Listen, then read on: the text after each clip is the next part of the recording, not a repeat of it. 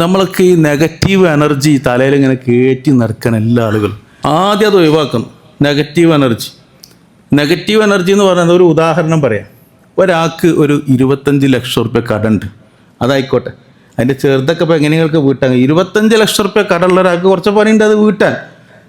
അപ്പോൾ അയാളിങ്ങനെ ചിന്തിക്കുക, പടച്ചോനെ ഞാൻ ഇപ്പം എന്താ ചെയ്യുക, ഞാൻ ഇപ്പം മരിച്ചാൽ ഇപ്പം എന്തായിരിക്കും കഥ, എൻ്റെ മക്കൾ അനാഥവും എൻ്റെ ഭാര്യ എങ്ങനെ വീട്ടും ഈ പൈസ, ഞാൻ എന്ത് കാട്ടും, ആരും സഹായിക്കാല്ല, എൻ്റെ പെരയും കൂടിയും വിൽക്കേണ്ടി വരും ഈ പൈസ വീട്ടണമെങ്കിൽ. അപ്പോൾ എൻ്റെ ഭാര്യ പിന്നെ അങ്ങനെ റോട്ടുമൊക്കെ ഇറങ്ങേണ്ടി വരുമല്ലോ, ഓളെ വാപ്പിയും മരിച്ചതുമാണ്, ഒക്കെ ഒരു സ്ഥലമില്ല ഞാൻ ജീവിക്കുക, എന്ത് കാട്ടും, എൻ്റെ മക്കൾ എന്താക്കും.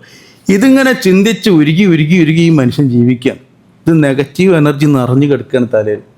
ആ മനുഷ്യൻ ഇതല്ല ചിന്തിക്കേണ്ടത്. 25 ലക്ഷം കടാക്കുന്നതിൻ്റെ മുമ്പ് ചിന്തിക്കേണ്ടിയിരുന്നു. അപ്പോൾ പോട്ടെ, ഏതായാലും ആയിപ്പോയി. ആയ സ്ഥിതിക്ക് ഇനി 25 ലക്ഷം ഞാൻ എങ്ങനെ വീട്ടണം?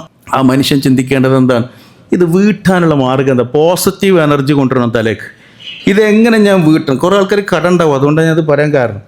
ഇത് വീട്ടാനുള്ള മാർഗം എന്താ? ഞാൻ ഇങ്ങനെ ചിന്തിച്ച് എൻ്റെ ഭാര്യ റോട്ടുമൊക്കെ ഇറങ്ങേണ്ടി വരുമല്ലോ എന്നിങ്ങനെ ചിന്തിച്ചോണ്ട് 25 ലക്ഷം കടം വീടുമോ? ഇല്ല. വീട്ടാൻ എന്താ മാർഗം? നിലവിലുള്ള എൻ്റെ ജോലി കൊണ്ട് 25 വീട്ടാൻ പറ്റുമല്ലേ? വീട്ടാൻ പറ്റൂല. അപ്പോൾ ആ ജോലി ഒഴിവാക്കിയാൽ പിന്നെ ഉള്ള ജോലിയും പോകും. അപ്പോൾ ഈ ജോലിനോട് കൂടെ തന്നെ വേറൊരു വരുമാന മാർഗം കിട്ടാൻ എന്തെങ്കിലും മാർഗമുണ്ടോ? അത് ഇയാൾ ചിന്തിച്ചിട്ടില്ല അതുവരെ. എന്നും ചിന്തിക്കണം എന്താണ്? ഭാര്യ റോട്ടുമൊക്കെ ഇറങ്ങുന്ന പ്രശ്നമാണ്, മക്കൾ എത്തിമാനം, ഇതല്ലേ തലൻ്റെ ഉള്ളിലുള്ളത്. അപ്പോൾ അത് മാറ്റിയിട്ട് ചിന്തിക്കുക, ഇത് വീട്ടാനുള്ള മാർഗം. എനിക്കൊരു മാസം കൊണ്ട് 1 ലക്ഷം റുപ്യ ഉണ്ടാക്കാം, എല്ലാം എന്താ മാർഗമുള്ളത്? ചിന്തിക്കുമ്പോൾ അള്ളാഹു തആല ഇട്ട് കൊടുക്കും തലയിൽ. ആ നെഗറ്റീവ് എനർജിയിൽ നിന്ന് മാറി പോസിറ്റീവ് എനർജിയിലേക്ക് ഇയാൾ വന്നിട്ടുണ്ടോ നോക്കും പടച്ചോൻ. അത് എപ്പോഴാണ് വരുന്നത്?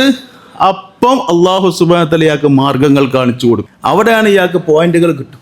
വരുമാന മാർഗങ്ങൾ ഇങ്ങനെ പലതും ഇയാളെ മുമ്പ് ഇങ്ങനെ വരാൻ തുടങ്ങും.